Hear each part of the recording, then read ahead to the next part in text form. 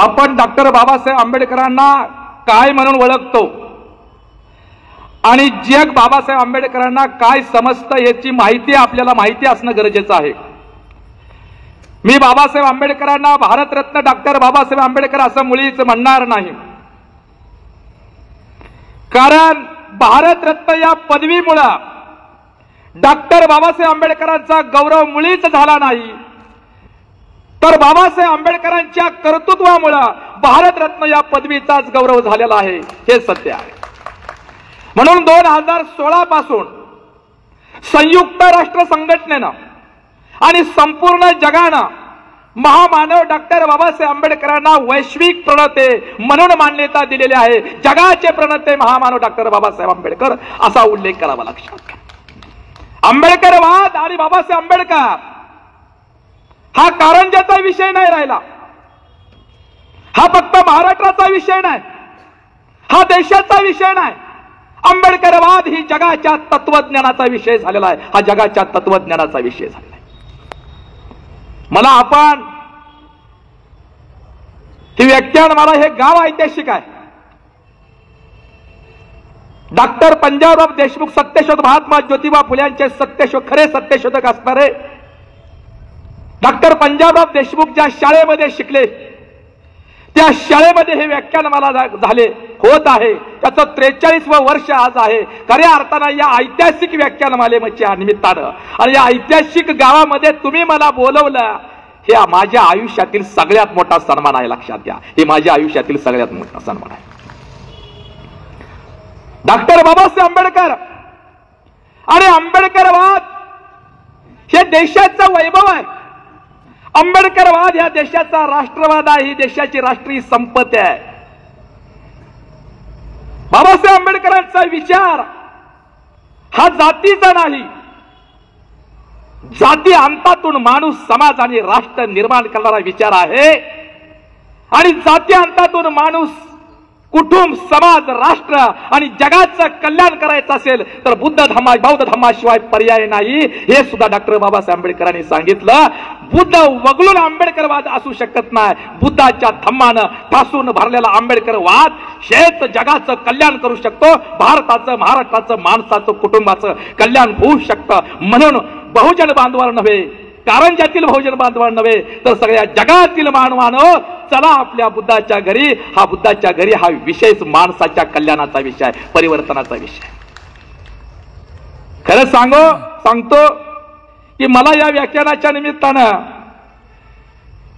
काय नियमच, काय विनंती केली, अटी म्हणत नाही, मी विनंती केलेली आहे की जरा टीकात्मक बोलू नका, तुलनात्मक बोला. आणि महाराष्ट्राचा, देशाचा आणि जगाचा इतिहास आहे की सत्य बोललं का माणसाला टीका वाटते, लक्षात घ्या. म्हणून परिवर्तन तटलंय. लोकांना बरं बोललं का खरं वाटतंय, पण खरं बोलल्याला बरं वाटत नाही. अरे या देशात जात आहे, हे खरं कस खोटं आहे. मग जातीवरती टीका करणं, जातीवर बोलणं हे टीका नाही.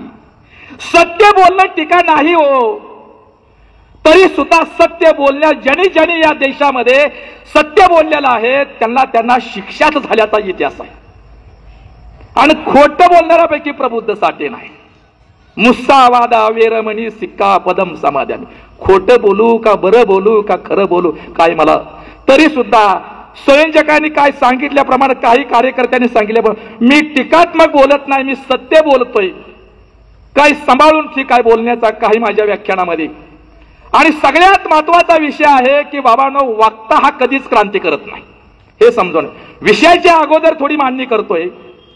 आपण लय मोठे वक्ते बोलवले, ग्लॅमर असणारी माणसं आपण विचारपीठावर आणतो, मोठमोठे पाकिट देतो. आणि माझं वैयक्तिक, मी महाराष्ट्राचा वक्ता असला तरी वक्ता बोलताना मी स्टेजवर फक्त प्रबुद्ध साठे वक्ता आहे, खाली आल्यानंतर मी धम्म प्रचारक आहे, लक्षात घ्या. तेव्हा वक्ता असू शकत नाही. आणि मला या ठिकाणी सांगितलं की बाबासाहेब मगाशी प्रस्तावित करताना, माझी ओळख करून देताना, ही ऐतिहासिक भूमीमध्ये बोलताना मला काळीज भरून आनंद होतोय. आणि या कारंजाची माती कपाळाला लावून मला मी माझ्या भाषणातून तुम्ही किती ऊर्जा घेताय, प्रेरणा घेताय हे मला माहित नाही, पण तुमच्याकडून मात्र मी फार मोठी ऊर्जा घेऊन चाललोय, लक्षात घ्या. तुमच्याकडून मी फार मोठी प्रेरणा घेऊन चाललोय. खांडेकर साहेब तुमच्या गावातील आहेत, ते चांगले माझे मित्र आहेत. आणि माझा एक संकल्पना आहे. काय संकल्प आहे माझा? मला फक्त 10 वर्षाचं जर आयुष्य लाभलं ना, 10 वर्षाचं आयुष्य लाभलं तर सारा भारत बौद्धमय करू. एवढी अवकात, एवढी क्षमता आणि एवढी लायकी माझी मुळीच नाही, पण सारा महाराष्ट्र बौद्धमय केल्याशिवाय प्रबुद्ध साठे मरणार नाही, हे आम्ही वचन या ठिकाणी देऊन चालतो आहे. मग तुमचं कारंजा गाव मागे कसं राखेल? आज बोलतोय आणि काही दिवसानं कारंजामध्ये किमान मी 50 मातंगाला बौद्ध धम्माची दीक्षा दिल्याशिवाय या ठिकाणी बोलण्याची सार्थकता मला मिळणार नाही, हे सुद्धा आम्ही वचन देतोय. लक्षात. काय मागाशी म्हणालो की वक्ता हा क्रांती करू शकत नाही, विचारवंत साहित्यिक लेखक क्रांती नाही करत, हे सुद्धा समजून घ्या. आणि पुढारी तर कधीच क्रांती करू शकत नाही. मला सांगा, सगळ्यात महाराष्ट्रातलं नाही बोलत मी, देशातलं बोलतोय. सगळ्यात जास्त वक्ते कुठं आहेत? तर ते आंबेडकर चळवळीत आहेत. आणि सगळ्यात जास्त लेखक, विचारवंत आणि साहित्य कुठं आहेत? तेही आंबेडकरी चळवळीत आहे. आणि सगळ्यात जास्त पुढारी कुठं आहेत? तेही आंबेडकरी चळवळीत आहे. घराघरांनी 4-4 पुढारी आहेत. मग सगळ्यात जास्त आपल्यात आहे, मग तटलंय कुठं? तटलंय कुठं? सामाजिक परिवर्तनाची धम्म चळवळीचं चक्र गतिमान होताना का दिसत नाही? चला आपल्या बुद्धाच्या घरी अभियानाच्या वाटेवरून प्रबुद्ध भारताची वाट गतिमान का होताना दिसत नाही? याचं कारण असं आहे, वक्त्यांनी, विचारवंतांनी, साहित्यिकांनी आणि पुढाऱ्यांनी आपल्या मधला कार्यकर्ता मारून टाकलेला आहे, आपल्या मधला उपासक मारून टाकलेला आहे. पण तुमच्या मधील कार्यकर्ता बौद्ध होणं म्हणजे काय हो? माणूस स्वतः मधला माणूसाला स्वतः मधला माणूस विकसित करणं म्हणजे बौद्ध होणं, लक्षात घ्या. म्हणजे स्वतः मधला कार्यकर्ता हा सक्रिय करणं, जिवंत करणं, तरच आंबेडकरी चळवळीला, तरच धम्म चळवळ ही गतिमान होईल, हे समजून घ्या, लक्षात घ्या. अरे आंबेडकरवाद ह्या देशाचा राष्ट्रवाद आहे. आंबेडकरी चळवळ ही देशाची राष्ट्रीय चळवळ आहे. आंबेडकरी चळवळीचा निळा झेंडा ह्या सामाजिक क्रांतीचं ते निशाण आहे. आणि आंबेडकरी समाज, प्रबुद्ध समाज, रिपब्लिकन समाज कोण आहे? हा धार्मिक समुदाय नाही, हा जातीचा समुदाय नाही. लोकशाही भारताचा खरा आरसा म्हणजे आंबेडकरी समाज होय. लोकशाही भारताचा खरा आरसा म्हणजे प्रबुद्ध समाज होय, म्हणजे रिपब्लिकन समाज होय. आणि डॉक्टर बाबासाहेब आंबेडकरांनी विशेष वाढवत बसत नाही. जगात, या देशातील आणि महाराष्ट्रातील सर्व समस्या आणि प्रश्नाचं उत्तर म्हणजे आंबेडकरवाद होय. एकाच वाक्यात सांगते. काय आंबेडकरवाद? आणि आंबेडकर म्हणजे काय? देशाच्या सर्व प्रश्नाचं आणि सर्व समस्याचं उत्तर आणि उपाय म्हणजे आंबेडकरवाद होय. लातूर जिल्ह्यातील अहमदपूर तालुक्यामध्ये लोकशाहीर अण्णाभाऊ साठे यांच्या पवाड्याचा कार्यक्रम होता. माझे काय मातंग बांधव आलेले आहेत तिथं. आणि अण्णाभाऊ साठे आपल्या सर्वांना माहित आहे काय म्हणायचे? जग बदल घालून घावं गेले सांगून मला भीमराव. एवढंच बरोबर आणखी अण्णाभाऊ साठे म्हणायचे ना. काय म्हणायचे? आम्हाला हेच माहित आहे. अण्णाभाऊ साठे म्हणायचे, मोसोबाला दिली सोड चिठ्ठी, बाबासाहेब तुमच्यासाठी. हे अण्णाभाऊ म्हणा, बाबासाहेब तुमच्यासाठी म्हसोबाला दिली सोडचिठ्ठी. म्हसोबाला म्हणजे तिथल्या अनिष्ट रूढी परंपराला, देवधर्म आणि जातीला सोडचिठ्ठी देणारे अण्णाभाऊ साठे होते. हे मातंग समाजानं नव्हे तर संपूर्ण बहुजन समाजानं समजून घेणं गरजेचं आहे. आपल्या पवाड्याच्या आपल्या कार्यक्रमाची सुरुवात करताना अण्णाभाऊ म्हणायचे, प्रथम नमो आंबेडकरा, MD PhD डॉक्टरा. बाबासाहेब आंबेडकर घटना लिहिली अति सुंदर, नाव गाजताय जगभर. हे अण्णाभाऊ साठ्यांचं कवन आहे. आणि लोकशाही जी पदवी आहे ना, पदवी 1942 ला राजगृहामध्ये महामानव डॉक्टर बाबासाहेब आंबेडकरांनी अण्णाभाऊ साठे यांना लोकशाहीर पदवी डॉक्टर बाबासाहेब आंबेडकरांनी दिलेली, हे सत्य आहे. बुद्धाची शपथ ही कथा अण्णाभाऊने लिहिली. आणि अण्णाभाऊ साठेंना जर जास्त आयुष्य लाभलं असतं तर लोकशाहीर आंबेडकरवादी लोकशाहीर अण्णाभाऊ साठे आणि बौद्ध धम्माचाच स्वीकार केला असता. ते बुद्धाच्याच दिशेने निघाले होते. ते अण्णाभाऊ साठे लातूरच्या कार्यक्रमात म्हणतात, जग बदल घालून निघावं गेले सांगून मला भीमरावं. आणि तिथल्या काय पुढाऱ्यांनी विचारलं अण्णाभाऊला, अहो अण्णाभाऊ, गांधीजी महारामांगासाठी दलितासाठी बहुजनासाठी उघडे नागडे फिरतात, त्या गांधीजीचं तुम्ही नाव नाही घेत. आणि बाबासाहेब आंबेडकर सुटबुटामध्ये फिरतात, त्या बाबासाहेब आंबेडकरांचं तुम्ही नाव घेता, हे असं कसं काय? अण्णाभाऊ साठ्याने उत्तर दिलं त्या पुढाऱ्याला की गांधीजी उघडे काय फिरतात, काय फिरतात गांधीजी उघडे? तर इथल्या महारामांगाने, इथल्या दलितांनी, इथल्या बहुजन समाजाने असंच उघडं राहावं म्हणून गांधीजी उघडे फिरतात. आणि बाबासाहेब आंबेडकर सुटबुटामध्ये का फिरतात? तर माझ्या समाजानं, माझ्या म्हणजे केवळ महार समाजानं नाही, माझ्या मातंग समाजानं, माझ्या चर्मकार समाजानं, माझ्या होलार समाजानं, माझ्या आदिवासी समाजानं, माझ्या भटक्या समाजानं, माझ्या ओबीसी समाजानं, माझ्या शेतकरी समाजानं, माझ्या मुस्लिम समाजानं, माझ्या मराठा समाजानं माझ्या सारखं स्वाभिमानानं आणि सन्मानाने जगावं म्हणून डॉक्टर बाबासाहेब आंबेडकर सुटबुटात फिरतात. म्हणून या देशातील उपेक्षित माणसाच्या अंगावरती समतेची ममतेची जर पांघरून घालणारं निळं आभाळ म्हणजे डॉक्टर बाबासाहेब आंबेडकरांनी, आणि या महामानवाने तुम्हाला बुद्धाच्या वटीत टाकलेला आहे. आम्ही बुद्धांच्या वटीत महामानव डॉक्टर बाबासाहेब आंबेडकरांनी 14 ऑक्टोबर 1956 टाकला आणि आम्ही माणूस झालो.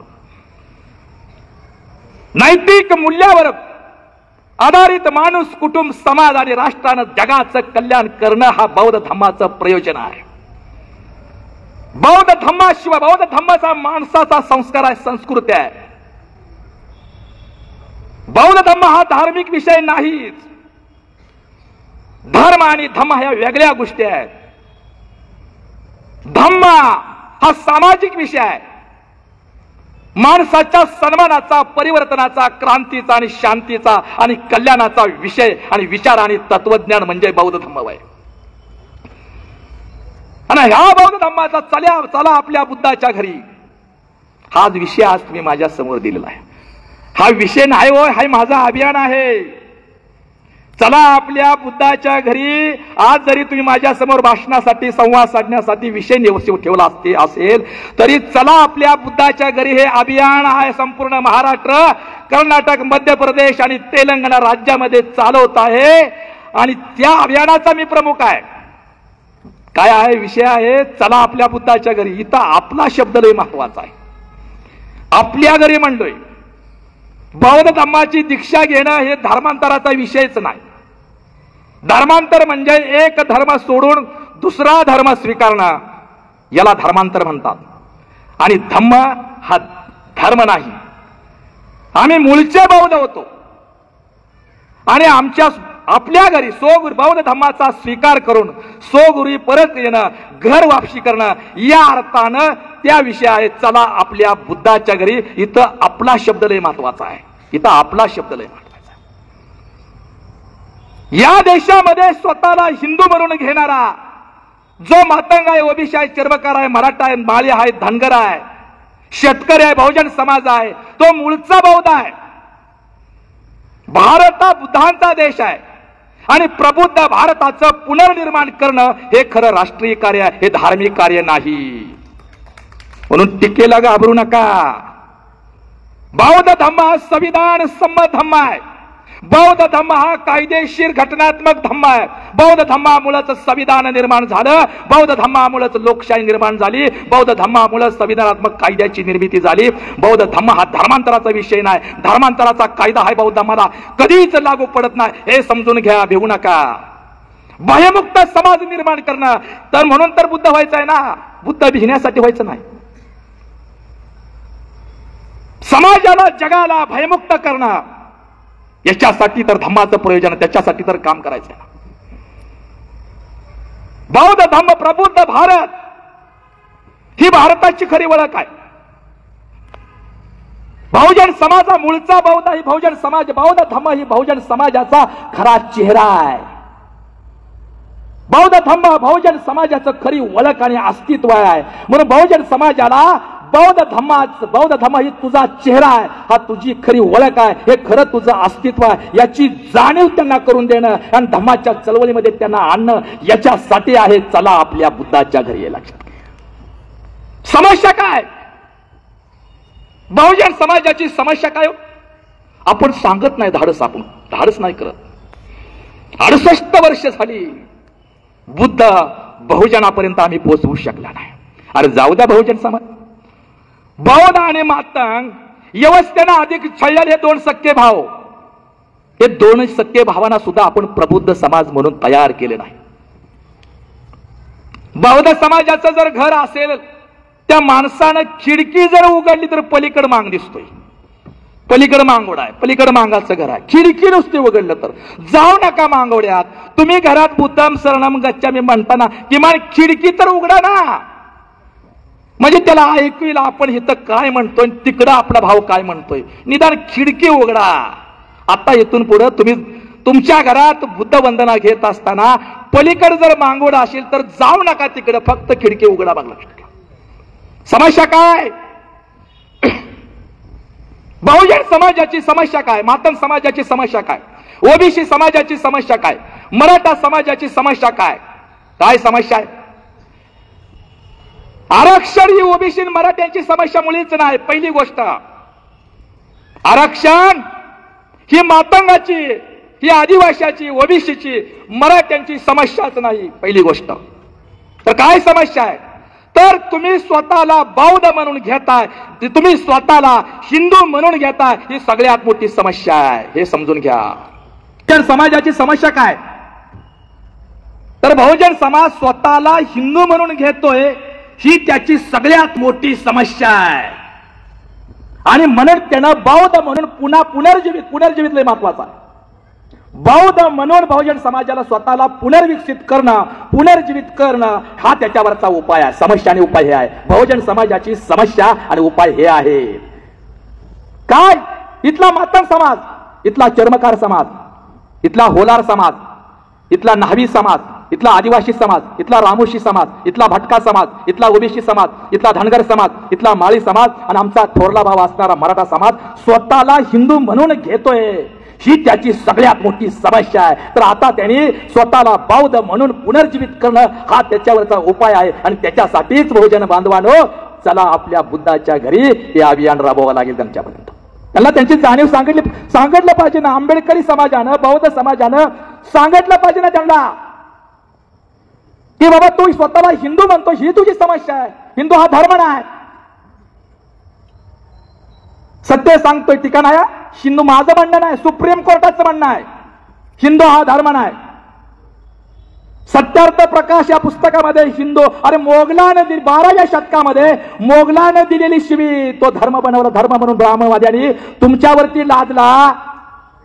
12व्या शतकामध्ये मोगलानं दिलेली हिंदू नावाची शिवी तो तुमचा धर्म झाला. त्याचा अभिमान वाटतोय आणि आपला बुद्ध बहुजनानं तुम्हाला परका वाटतोय. म्हणून तुमची प्रगती नाही झाली, म्हणून तुम्ही संघटित नाही झाला. घटनेनं दिलेले न्याय हक्क सुद्धा तुम्हाला भीक म्हणून मागायची वेळ आली. कारण तुम्ही हिंदू हा धर्म नसून मानसिक गुलामी आहे. लक्षात घ्या. काय? हिंदू हा धर्म नसून मानसिक गुलामी आहे. त्या मानसिक गुलामीतून बाहेर पडून बौद्ध धर्माचा स्वीकार करून इथल्या मराठ्यांनी घर वापसी करायची आहे. इथला मराठा आमचा धर्म बांधव आहे हे सांगावं लागेल आंबेडकरवाद्यांनो. तुम्ही खरं बाबासाहेबांची लेकरं असतात तर हे बहुजनापर्यंत जाऊन सांगावं लागेल. स्वाभिमानी आंबेडकरवादी स्वाभिमानी राजकारणाचा मतदार होणं आणि प्रबुद्ध भारताच्या वाटेवरचा वाटसरू होणं म्हणजे खऱ्या अर्थाने डॉक्टर बाबासाहेब आंबेडकरांची जयंती साजरी केल्यासारखं या 2 मुद्द्यावरतीच काम करायचं. काय आहे? स्वतंत्र आणि स्वाभिमानी राजकारणाचा मतदार होणं आणि चला आपल्या बुद्धाच्या घरी या वाटेवरचे वाटसरू होणं, या 2च मुद्द्यावरती काम करायचं. हे 2 बनणं म्हणजे आंबेडकरवादी होय. अरे 14 ऑक्टोबर 1956 नंतर आम्ही प्रबुद्ध समाज बनलो ना.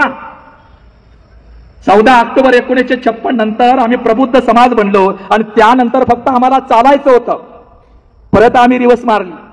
दलित, मागासवर्गीय, बहुजन, मूलनिवासी, त्यामुळं 14 ऑक्टोबर 56 नंतर प्रबुद्ध भारताच्या प्रबुद्ध समाजाच्या निर्मितीकडे आम्हाला जायचं असताना त्या वाटेवर आम्ही चाललोच नाही. सगळेच वाट चुकलेली वाटसोर आहोत आपण. अपवादांना माझा जय माय लक्षात घ्या. त्या वाट चुकलेला योग्य वाटेवरती आणणं, याच्यासाठी बौद्ध धम्माचं काम करायचं. इथल्या मराठ्यांना सांगणं, इथला माळी, इथला धनगर, इथला ओबीसी, इथल्या मातांग, हा पूर्व आश्रमीचा बौद्ध आहे. तुम्ही आमचे धम्म बांधव आहे. मातंग आमचा धम्म बांधव आहे. चर्मकर आमचा पूर्वीचा धम्म बांधव आहे. ओबीसी आमचा धम्म बांधव आहे. माळी, धनगर, मुस्लिम सुद्धा आमचा धम्म बांधव आहे. आणि मराठा सुद्धा आमचा पूर्वीचा धम्म बांधव आहे.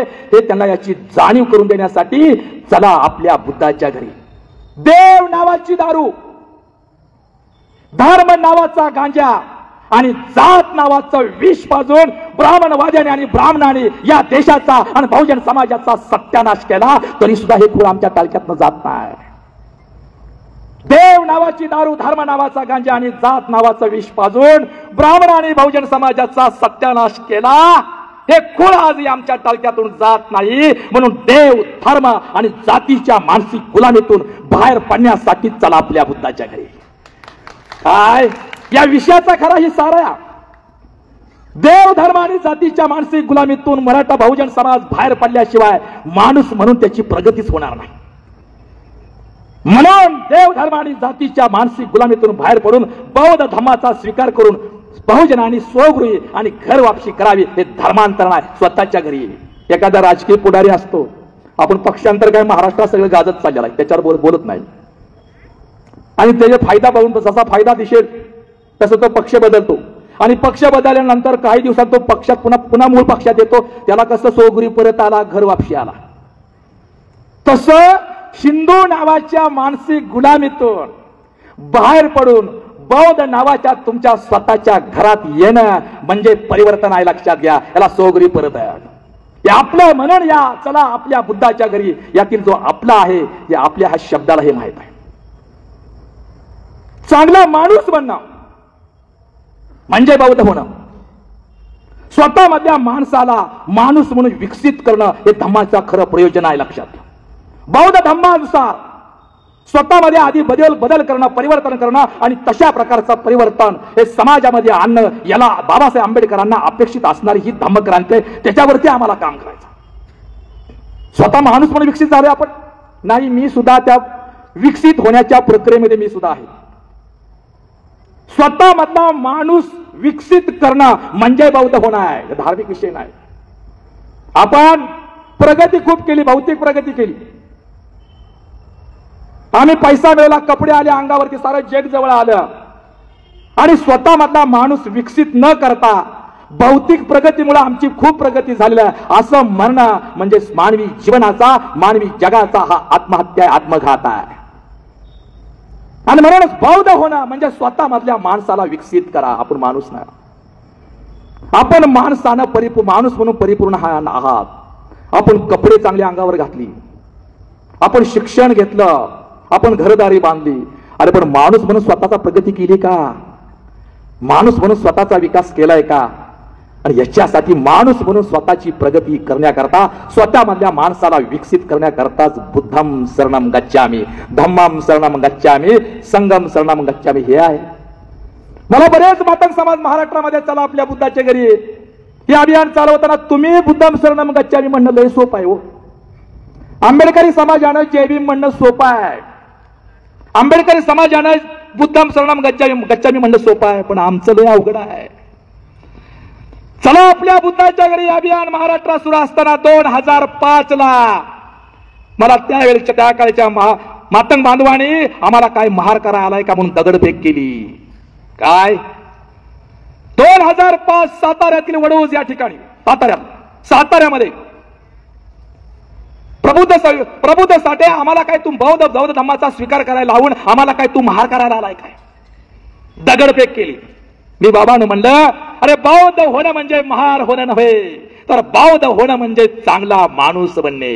बौद्ध होणं म्हणजे चांगला माणूस बनणे. लक्षात. आणि ज्या मातंग समाजाच्या माणसानं पहिला दगड माझ्या डोक्यावरती मारला, 2005 ला 19 वर्षानंतर त्याच्यात परिवर्तन झालं. तो दगड मारणारा माणूस स्वतःहून पुढे येऊन आता लवकरच सातारा येते 700 मातंगाला बरोबर घेऊन मी बौद्ध धम्माची दीक्षा देतोय. 700 मातंगाला हे आहे लक्षात घ्या. आणि काय काय मातंग अजून म्हणतात की बौद्ध होणं म्हणजे बौद्धांच्या वळचणीला जाणं, महाराजांच्या वळचणीला जाणं, महाराजांच्या दावणीला जाणं म्हणजे असं बौद्ध होणं. अशा अज्ञानापणात हे तुम्ही काय महाराजांच्या वळचणीला न्यायला लागला काय, तुम्ही महाराजांच्या दावणीला बांधलं का? नाही. बौद्ध होणं म्हणजे काय, माणसाच्या नैसर्गिक वळणाला, माणसाच्या नैसर्गिक वळणाला योग्य वळण लावणं हे बौद्ध धम्माचं खरं प्रयोजन आहे. अरे हे कुणाला वळचणीला नाही, कुणाच्या दावणीला जाणं नाही, तर मानवतेच्या चांगुलपणाच्या योग्य वळणावर यायचं आहे. हे कुणाला दावणीला जायचं नाही, कुणाच्या वळचणीला जायचं नाही. परिवर्तनाच्या, क्रांतीच्या, मानवतेच्या, समतेच्या वळणावरती पाय ठेवून प्रबुद्ध भारताची वाट चालणं म्हणजे बौद्ध होणं. लक्षात घ्या हे आहे.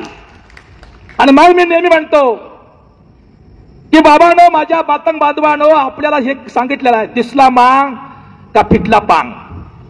आम्हाला एक आहे की व्यवस्थेनं ज्यांना अधिक छळलं ते महारमांग, तत्कालीन महारमांग यांचा बौद्ध आणि मातंग यांचा एकच प्रबुद्ध समाज बनवणं आणि बहुजन समाजाला जास्तीत जास्त बौद्ध धम्माकडे आणणं, याच्यावरच मी काम करतोय, बाकीच काय करत नाही. बुद्धाशिवाय व्यवस्था परिवर्तन नाही. बुद्ध आणि धम्म वगळून तुम्ही परिवर्तनाची, क्रांतीची भाषाच करू शकत नाही. हेच पहिल्यांदा समजणं गरजेचं आहे. लक्षात घ्या. व्यवस्थांना माहित आहे, म्हणून तर डॉक्टर बाबासाहेब आंबेडकरांनी महारमांग परिषदा घेतल्या. अण्णाभाऊ साठ्यांनी सुद्धा धर्मांतराला पाठिंबा देणारी सापळा नावाची कथा लिहिली. अण्णाभाऊनी धर्मांतराला पाठिंबा म्हणून सापळा नावाची कथा लिहिली. आणि त्या कथेमध्ये अण्णाभाऊ साठे म्हणतात की महारमांग जर एकत्र आले तर गावातील जातीवाद व्यवस्था त्याच गावाच्या मातीत गाडली जाऊ शकते. हे लोकशाहीर अण्णाभाऊनी सापळा कथेत लिहिलेलं आहे. आणि त्याच्यासाठी बुद्धाची गरज आहे. म्हणून दिसला मांग का फिटला पांग. आणि एकाला सांगितलं महाराजचं तोंड बघून आता कशी दोघं एकत्र येतील. अरे आमची तोंड बघून साऱ्या गावाचं पांग फिटलं, पण आमच्या पांगाचं काय आंबुजानं, आमच्या आपल्या पांगाचं काय मातंग बांधवानं. म्हणून आपला मातंगाचा पांग फेडायचा असेल तर मातंगालाच नव्हे तर बहुजन समाजाचा पांग फेडायचा असेल तर बौद्ध धम्माच्या आरशातच बहुजन समाजाला तोंड पाहावं लागेल, त्याच्याशिवाय पर्याय नाही. आणि म्हणूनच बांधवानो, चला आपल्या बुद्धाच्या घरी. लक्षात घ्या याच्यासाठी आहे. मला बराणकर म्हणाले की साठे सर, तुम्ही भोकऱ्याच बोलताय, आंबूचाच बोलतच नाही. भोकरे कळलं का? भोकरे इकडे विदर्भात खांडेकर साहेब आपल्या पूर्वीच्या महाराजांना भोकरे म्हणायचे आणि मांगाला आंबूज म्हणायचे. दोघं जर मांग बोलली तर आंबूज भाषेत पेशल आहे. आणि म्हणायचे, ते म्हणतात की भोकऱ्याच बोलताय तुम्ही, जयभीमचं बोलताय, बाबासाहेब बोलताय, बुद्धाचं बोलताय. अरे इकडं आंबुजाचं बोला ना. मग मी म्हणतो बाबांनो, मी आंबुजाच बोलतोय. भोकरे आणि आंबूज यांना प्रबुद्ध समाज बनवण्यासाठीच आयुष्याचं समर्पण मी केलेलं आहे. दोघांसाठी हे तुम्हाला कळलं पाहिजे. आणि ते म्हणलं, काय तर तुम्ही सांगता, गावातील पाटील आमुष्या दिवशी तुम्ही बुद्धा पौर्णिमेलाच येताय प्रवचन करायला, पण इकडं आमुष्याचं काय माहित आहे का तुम्हाला? बरं काय आहे, गावातील पाटील आमुष्या दिवशी मांगाला ताटाला ताट लावून जेवतोय. हाय का सन्मान भोकऱ्यांना? तर कशात अभिमान मानावं, कसला आनंद मानावं हे सुद्धा कळत नाही. मग मी विचार केला की पाटील आमुष्याला का मांगाला ताटाला ताट लावून जेवतोय. मग मला लक्षात आलं की पाटलाची सारी पिढा ही मांगवाड्यात जावी म्हणून पाटील आमुष्याला ताटाला ताट लावून मांगाला जेवतोय. हे कळलं. ही जी गुलामी आहे ना, तिथल्या व्यवस्थेनं लादलेली ही गुलामीचा तुरुंग. हिंदू धर्म हा धर्म नसून आमच्या गुलामीचा तुरुंग आहे. आम्ही ज्याला धर्म नाही तो धर्म नाही, अधर्म आहे. आम्ही ज्याला संस्कृती म्हणतो तो संस्कृती. ब्राह्मणानं धर्माच्या नावाखाली या देशाला विकृती दिली. परंपरा सत्य काय आहे यापेक्षा लोकप्रिय काय, परंपरा काय सांगती ह्याच्यावरच लोक सत्य मानतात. खरं काय आहे, सत्य काय आहे यापेक्षा परंपरा काय सांगते, लोकप्रिय काय आहे याच्यावरच भर दिला जातो. आणि म्हणून आपल्याला परंपरा काय सांगते हे महत्वाचं नाही. परंपरेने आम्हाला गुलामी दिली, लोकप्रिय काय? लोकप्रिय आमची गुलामी आहे. सत्य आहे. बौद्ध धम्मामुळेच मानवी जगाचं कल्याण होऊ शकतं. बौद्ध धम्मामुळेच माणूस म्हणून कुटुंबाचं माझं कल्याण होऊ शकतं. हे सत्य आहे. हे सत्य बहुजनाला समाज सांगण्याकरताच चला आपल्या बुद्धाच्या घरी आले. हे आहे धर्म. धर्म आणि धम्म ह्या वेगळ्या गोष्टी आहेत. धर्म ही खाजगी बाब आहे. धम्म ही मानवी जीवनाच्या कल्याणाचे तत्वज्ञान आणि विचार आहे. धर्म तुम्हाला गुलामी देतो तर धम्म तुम्हाला स्वातंत्र्य देतो. मानसिक स्वातंत्र्य माणसाचं सगळ्यात मोठं स्वातंत्र्य आहे. मानसिक स्वातंत्र्य हे मानवी जीवनाची सगळ्यात मोठी मूलभूत गरज आहे. आणि धर्म ही मानवी मानसिक स्वातंत्र्य अजिबात देत नाही. आम्ही जे सांगतोय ते फक्त ऐकायचं, पाळायचं, मानायचं. धम्म सांगतोय मी जे सांगतोय ते पाळू नको. जर चिकित्सा अनुभव घे, सत्य बघ, तुला खरं वाटलं, योग्य वाटलं, ते फायद्याचं असलं, कल्याणाचं असलं तर स्वातंत्र्य, तर ते स्वीकार, नाही तर सोडून दे. हे माणसाचंच मानसिक स्वातंत्र्य देतो. पहिलं आम्ही या देशामध्ये हा बहुजन समाज आहे. कसा आहे की हर्षवर्धन सम्राट, बौद्ध सम्राट हर्षवर्धनच्या काळामध्ये बौद्ध असणं ही सन्मानाची गोष्ट होती. जे बौद्ध नव्हते, जे बुद्धिस्ट नव्हते, ते लोक सुद्धा सन्मान म्हणून लोकांसमोर, जगासमोर जाताना आम्ही बौद्ध आहे म्हणून सांगत होते. सम्राट हर्षवर्धनाच्या काळामध्ये आम्ही बौद्ध आहोत हे बौद्ध लोक तर सांगतच होते. पण जे बौद्ध नाहीत अशी सुद्धा लोक आम्ही बौद्ध आहोत म्हणून सांगत होते. ब्राह्मणांनी प्रतिक्रांती केली आणि त्या प्रतिक्रांतीतून लोकांना मारण्यात, लोकांचं कपट नीतीचं षडयंत्र, मारायला, हत्या करा, बौद्ध भिक्खूंच्या हत्या वगैरे, म्हणून प्रतिक्रांतीला घाबरून ज्यांनी बौद्ध म्हणणं सोडून दिलं तो आजचा ओबीसी आणि मराठा समाज. हे समजून घ्या. प्रतिक्रांतीला ब्राह्मणवाद्यांच्या अत्याचाराला सण होऊन शरण गेले आणि स्वतःला त्यांनी बौद्ध म्हणून सोडून, बौद्ध म्हणणं सोडून दिलं ते ओबीसी आणि मराठा समाज. आणि जे पळून गेले ते आदिवासी भटका समाज.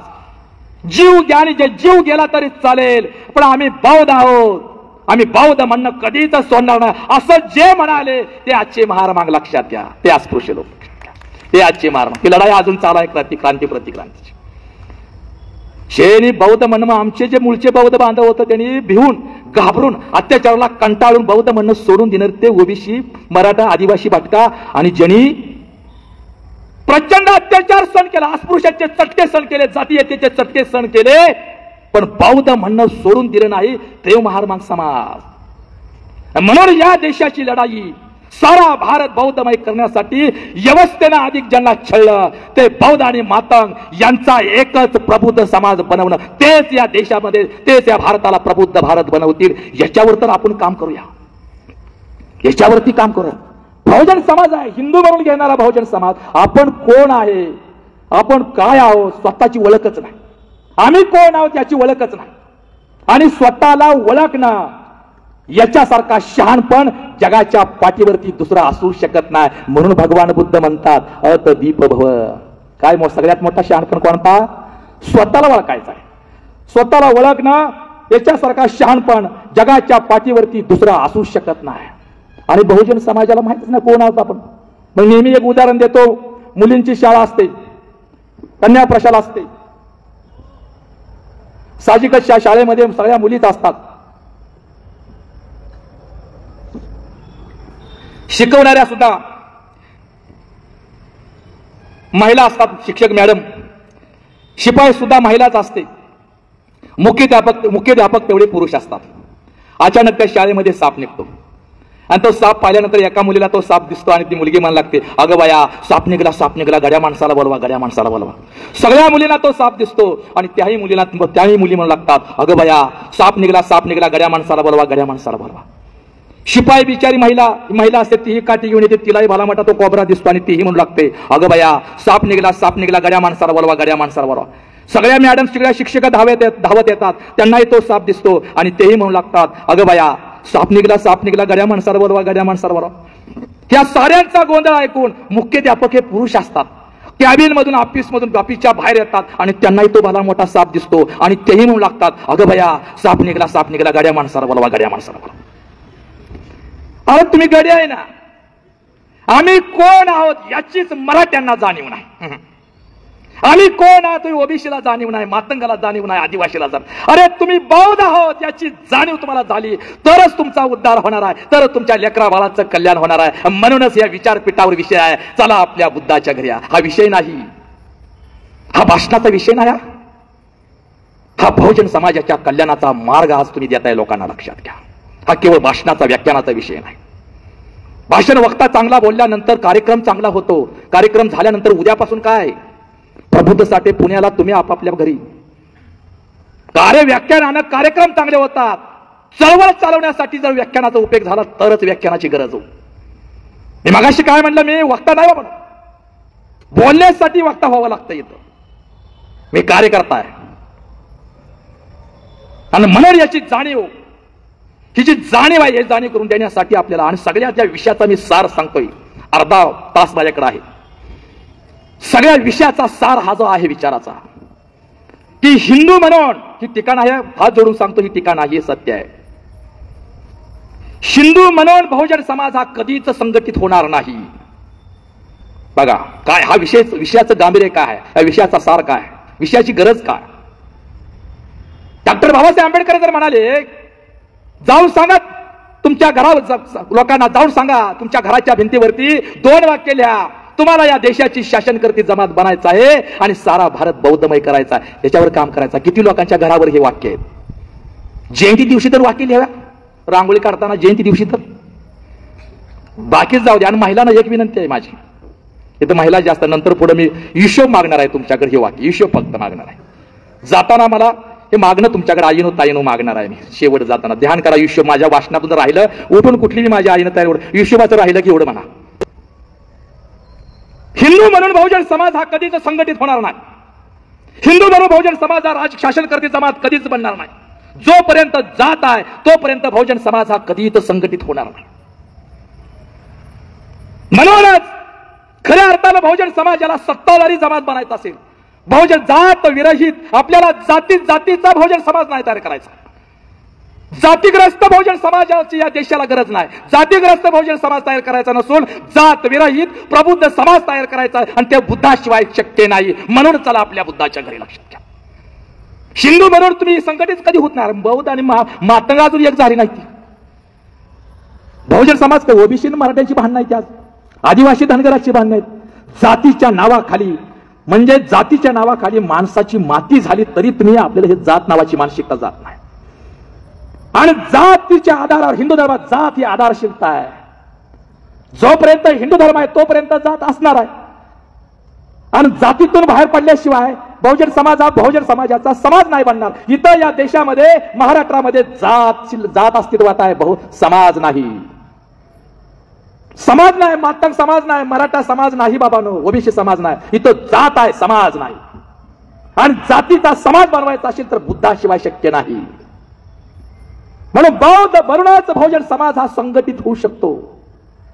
बौद्ध बनूनच बहुजन समाज हा सत्ताधारी शासनकर्ती जमात बनू शकतो.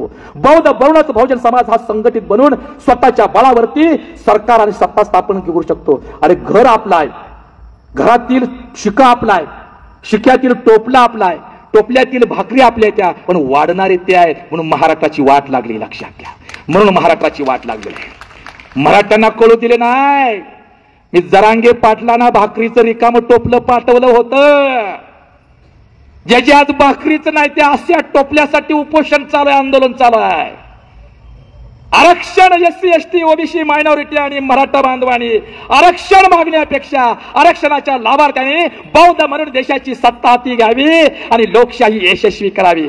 भारतीय संविधानानं लोकशाही यशस्वी करायची असेल, भारतीय संविधानानं लोकशाही यशस्वी करायचं असेल तर भारत हा पुन्हा बौद्ध भारत म्हणून निर्माण होणं गरजेचं आहे. ते निर्माण बौद्ध भारताचं पुनर्निर्माण करणं गरजेचं आहे. तरच भारताचं संविधान, त्या भारताच्या संविधानावरून लोकशाही यशस्वी होईल. म्हणून बहुजन समाज, आरक्षण तुमची समस्या नाही. तुम्ही हिंदूतून बाहेर पडणार, बौद्ध बनणार, तरच तुम्ही संघटित होऊन या देशाची सत्ता हातात घेऊ. आणि सत्ता हातात घेतल्यानंतर मागणाऱ्यानं देणारे बघा. अरे ज्यांनी दक्षिणा मागतात ते सत्ताधारी झाले. काय पंचायत आहे बघा. 85% लोकांवर 3.5% ब्राह्मणांचं राज्य. आणि छत्रपती शिवाजी महाराजांवर टीका केली, खालच्या पातळी केली, तर काय 200 आमदार मराठ्यांचं आहेत, काय करताय है का? कोरटकर कोण? प्रशांत कोरणकर पळून गेला ना. राहुल सोलापूरकर तो बोलतोय, महिला आहेत, मी बोललोय, माझा व्हिडिओ आहे त्याच्यावरती. तुम्ही 200 आमदार असताना, सगळ्याच आमदार आणि खासदार मंत्री असताना सुद्धा समाजात 3.5% ब्राह्मणाचे तुम्ही गुलाम आहात. या देशामध्ये सगळ्यात मोठा फार मोठी शोकांतिका. आम्ही टीका म्हणून कोणाच्या पक्षावर बोलून मला सांगितलं, पत्ते पाळतोय, नाव नाही घेत नाही, तुम्ही वळका कोय केला इशारा जाता जाता. कुणामुळे वाटोळं महाराष्ट्र झाले हे आंबेडकरी समाजाशिवाय दुसरं कुणालाच कळणार नाही, लक्षात घ्या. हे मला चांगलं माहित आहे, वळकून घ्या. आणि म्हणून आज तुम्हाला या समस्या एकत्र यावं लागेल, बुद्धाच्या वाटेवर चालावं लागेल. आणि बौद्ध म्हणे बाबासाहेब आंबेडकरांचे महार समाजाने बुद्ध स्वीकारले म्हणून आपण कसं स्वीकारलंय? मराठ्याला लाज वाटते, ओबीसीला लाज वाटते, धनगराला माळ्याला लाज वाटते, मांगाला लाज वाटते. अरे बुद्धाशिवाय तुझं कल्याणच नाही बाबा, बुद्धाशिवाय तुला न्यायच मिळणार नाही. बौद्ध बनवूनच तू या देशाची शासनकर्ती जमात बनतो, नाहीतर 3.5% ब्राह्मणाचे तुम्ही गुलामच राहाल. आणि जोपर्यंत बहुजन समाज हा 3.5% ब्राह्मणाच्या वर्चस्वाखाली राहील तोपर्यंत तुम्हाला न्याय नाही भेटणार. आणखी एक सांगतो की भाजपचं सरकार 2014 पासून महाराष्ट्रात आणि केंद्रात आहे. मध्यंतर अपवाद वगळा महाराष्ट्राचा. सत्ता प्रचंड बहुमताच्या आहेत, तरी सुद्धा ते परेशान आहेत, हे माहित पाहिजे. आपण द्यायला लागलो बिगर कामी. आता आपण न लढता विजयाची माणसं विजयाच्या वाटेवर आहे. कळतंय का माझ्या आंबेडकरी बांधवांनो? बौद्ध बांधवांनी हे माहित होणं गरजेचं आहे.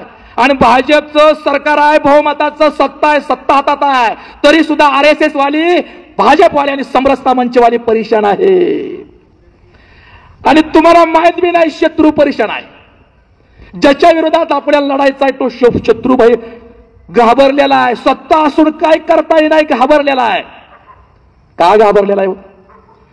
भाजपने सत्तेच्या बळावर आम्हाला विकत घेतला असेल, आमची मतं विकत घेतली असतील, आमच्यावरती गुलाम संविधान बदलण्याची भाषा करत असतील. परंतु 2014 पासून प्रचंड बहुमताची सत्ता असताना RSS वाल्यांना आणि भाजपवाल्यांना डॉक्टर बाबासाहेब आंबेडकरांनी दिलेला बुद्ध आणि धम्मक्रांती संपवता आली नाही, संपवता येणार नाही, म्हणून ते परीक्षण आहे, लक्षात घ्या.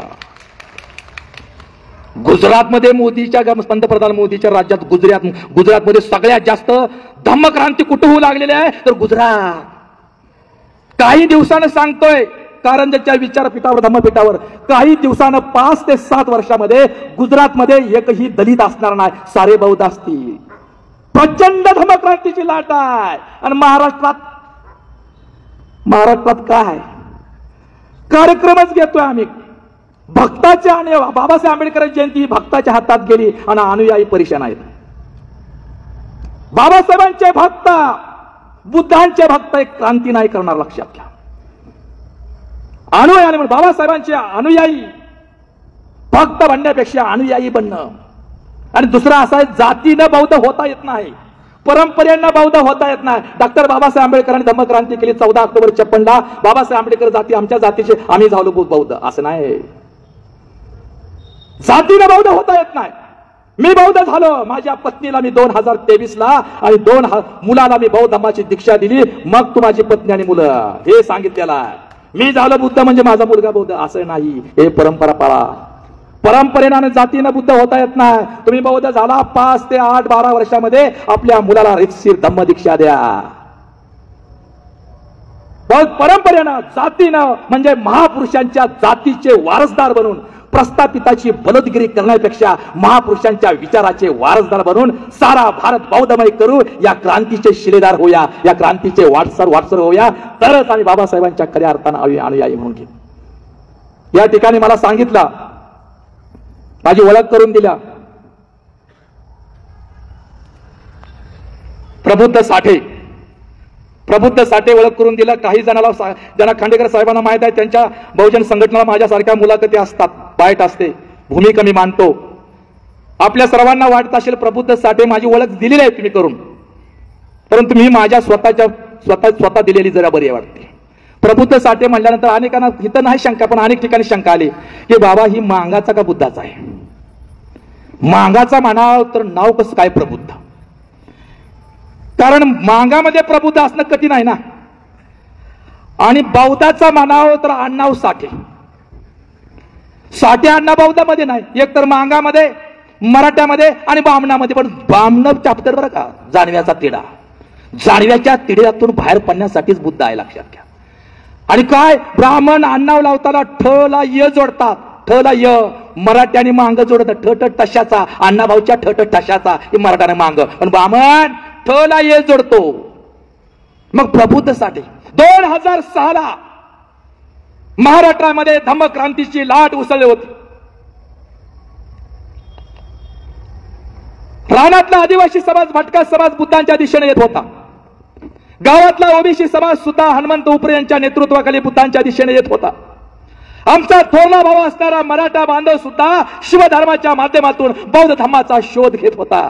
त्याच वेळेला 2500 मातंगाला बरोबर घेऊन मी बौद्ध धर्माची दीक्षा घेतली. आणि दीक्षा घेताना 2006 मी विष्णू साठे होतो. आजीने नावरूस नाव ठेवलं. बरं, माझ्याच वेळेला देवाचं नाव आलं विष्णू. आता कांबळे, वाघमारे, साठे, खांडेकर, गायकवाड हे मुलगा झाला आणि बामणाकडे गेले का काय नाव आहे ते? दगडोबा, धोंडीबा, कचरोबा. आमची इथल्या व्यवस्थेनं दगड्या कचऱ्याची नावं दिली. पण आज एकतर दगडोबा आहे का आपल्या समाजात? धोंडीबा आहे का? दोंडाबाई आहे का? केराबाई आहे का? काय आपल्या समाजात आहे? दीक्षा, संविधान, जय भीम, क्रांती, प्रेरणा. नावात सुद्धा आमच्या बदल झालं ते डॉक्टर बाबासाहेब आंबेडकरांच्या बौद्ध धर्माच्या क्रांतीमुळे झालं, लक्षात. अरे आमच्या नावात, आमच्या जगण्यात, आमच्या जीवनात, आमच्या राहण्यात, आमच्या वागण्यात, आमच्या बोलण्यात बदल झाला हे डॉक्टर बाबासाहेब आंबेडकरांच्या बुद्धांच्या विचारानं. आणि तसाच बदल मांगवाड्यात व्हावा, तसाच बदल बहुजन समाजामध्ये व्हावा, तसाच बदल ओबीसी मराठामध्ये व्हावा. म्हणून आपल्याला चला आपल्या बुद्धाच्या घरी हे अभियान चालवायचं आहे, लक्षात घ्या. 2006 विष्णू साठे बौद्ध धर्माची दीक्षा घेतोय 2500 मातंगाला बरोबर घेऊन. आणि त्यातील पहिली प्रतिज्ञा आहे, 22 प्रतिज्ञा म्हणायची असते, आणि 22 प्रतिज्ञातील पहिली प्रतिज्ञा आहे, मी ब्रह्मा विष्णू महेश यांना देव मानणार नाही, त्यांची उपासना करणार नाही, आणि मीच विष्णू साठे. क्षणात मी असा हात केलाय. बंधेची दीक्षा देतात, मी ब्रह्मा विष्णू महेश यांना देव मानणार नाही, त्यांची उपासना करणार नाही, मी विष्णू साठे. क्षणात निर्णय घेतला. माझ्या नावात सुद्धा ब्राह्मणी धर्म व्यवस्थेची, माझ्या नावात सुद्धा हिंदू धर्म व्यवस्थेची घाण नको म्हणून धम्म दीक्षेबरोबरच नामांतर सुद्धा केलं. आणि विष्णू साठेचा प्रबुद्ध साठे म्हणून तुमच्या समोर बोलताना मला आनंद होतोय.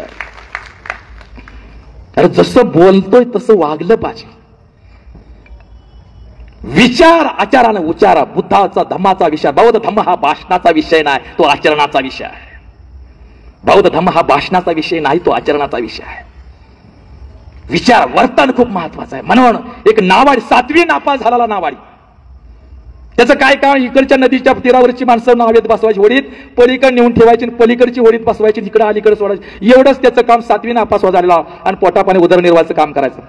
IAS झालेला अधिकारी, डॉक्टरेट झालेले प्राध्यापक, पुन्हा IAS झालेला अधिकारी त्या होडीत बसले. होडी चालू झाली, नाव चालू झाले, आणि PhD झालेल्या प्राध्यापकाने विचारलं त्या होडीवाल्याला की तुला गणित येतं का? ते होडीवाला म्हणला, पोरग म्हणाला, सर साहेब गणित येत नव्हतं म्हणूनच मी शाळा सोडली ना 7वीतनं.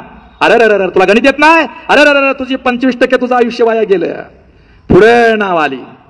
आणि पुन्हा प्राध्यापक महाशय म्हणतात, का रे तुला भौतिकशास्त्र तर येतं का नाही? त्याने तोंडाकडे बघून म्हणलं, भौतिकशास्त्र म्हणजे काय? मला काय माहिती? अरे तुला भौतिकशास्त्र सुद्धा येत नाही? अरे तुझं 50% आयुष्य वाया गेलं. नाव जरा पुढे आली, मध्ये आली, आणि लाटा, वादळ निर्माण झालं, वारं सुटला, लाटा निर्माण झाल्या, आणि नाव हेलकावू लागली खायला.